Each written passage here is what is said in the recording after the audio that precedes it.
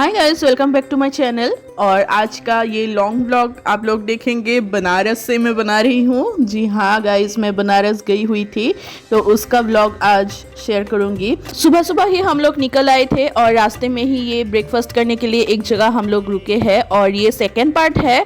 First part में आप लोगों ने देखा था हम लोग अयोध्या गए हुए थे राम मंदिर, और अगर वो व्लॉग आप लोगों ने नहीं देखा है तो मेरे चैनल में जाके आप लोग देख सकते हैं और वहां जाके इजीली ही आप लोगों को वो वीडियो मिल जाएगा क्योंकि इसका पहले वाला वीडियो ही वही है। और जो भी हो, यहाँ आप लोग देख सकते हैं हम सभी ने अलग अलग ऑर्डर किया था। किसी ने नान, किसी ने रोटी और बड़ी माँ साउथ इंडियन खा रहे थे, मैंने चाउमीन। और वो खा पी के हम लोग यहाँ आके पहले तो सारनाथ पहुँच चुके हैं। सारनाथ मंदिर दर्शन करके हम लोग बनारस के लिए निकलेंगे और वहाँ जाके इतना अच्छा लगा ना गाइस कि क्या ही बताऊँ आप लोगों को, मैं बयान नहीं कर सकती। बहुत ही ज़्यादा अच्छा लगा यहाँ सारनाथ में भी, और बनारस की तो बात ही कुछ अलग है, क्या ही बोलूँ।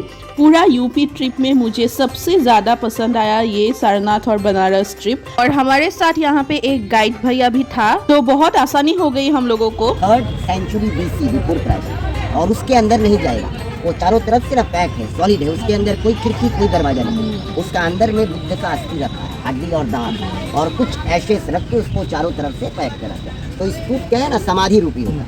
तो जितना भी स्तूपा बना है सब स्तूप में बुद्ध का कोई ना कोई अवशेष रखा गया। आपने सांची स्तूप का नाम सुना है? वो इंडिया का पहला स्तूप है और उसके अंदर में बुद्ध का केश है, हेयर, और इधर में तीतन बोन्स। और स्तूप का नाम है धामेक स्तूपा।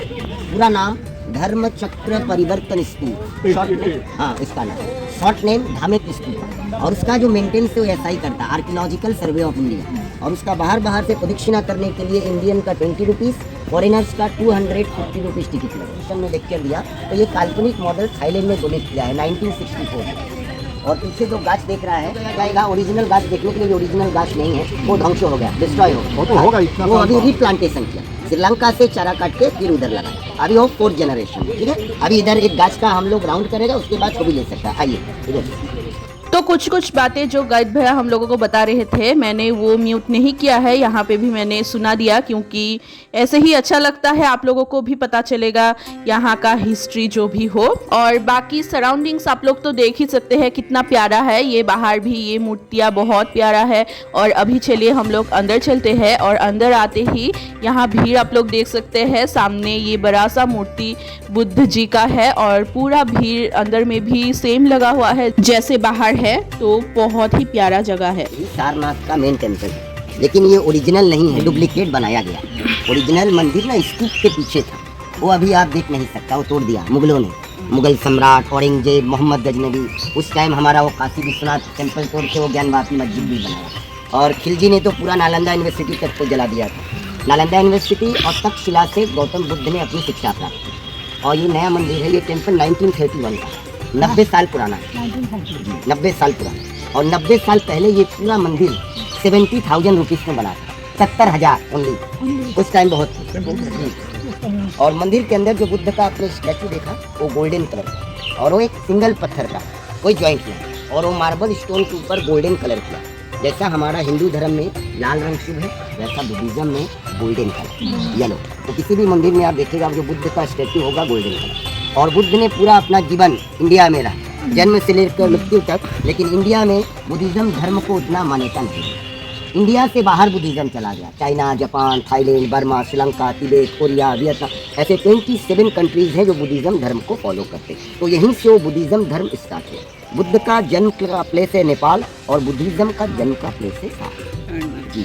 और बुद्धम शरणं गच्छामि का ये अर्थ नहीं कि बुद्ध आपको अपने शरण में लिया। बुद्धम शरणं गच्छामि का ये अर्थ है कि जब बुद्ध काशी में आए ना तो पहले उन्होंने महादेव को प्रणाम किया। बुद्धम शरणं गच्छामि, बुद्ध आपके शरण में। धम्मम शरणं गच्छामि, आपके धर्म के साथ आपके शरण में आ रहा है। संघम शरणं गच्छामि, यूनिटी, एकता के साथ आपके शरण में, क्योंकि जब तक महादेव नहीं चाहेगा काशी में कोई वास नहीं कर सकता है, तो पहले उनको मनाना। तो बुद्ध वरुणा उस पार नहीं गए, क्योंकि उस पार स्वयं महादेव बैठे, तो वो वरुणा इस पार। तो वहाँ से हम लोग निकल आए थे और जाके हम लोगों ने कुछ बनारसी साड़ियाँ भी खरीदे, लेकिन वहाँ रिकॉर्डिंग करना अलाउड नहीं था तो वो रह गया। जो भी हो, यहाँ इतना गर्मी पड़ रहा था ना उस टाइम, तो बिना कुछ पिए ऐसे ठंडा ठंडा रहा नहीं गया और हम लोग आ गए यहाँ दब का पानी पीने। और यकीन मानिए ये ठंडा था, गर्मी में भी इतना गर्म नहीं था ये पानी, तो बहुत रिफ्रेशिंग था।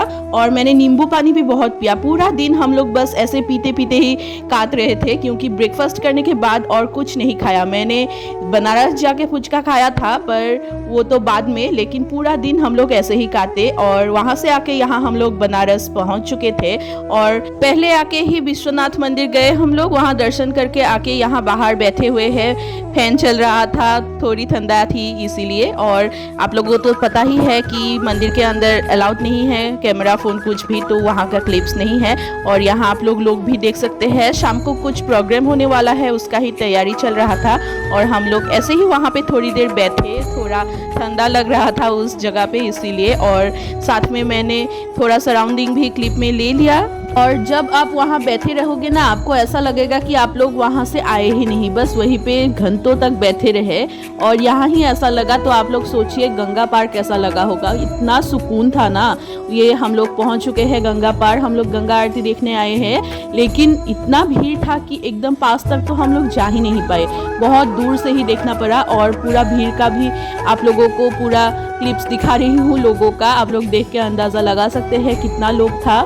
और दूर से ही आरती देख के हम लोग आ गए थे। कोई बात नहीं, अगर कभी और मौका मिले आगे जाके तो मैं पास से देखना चाहूँगी।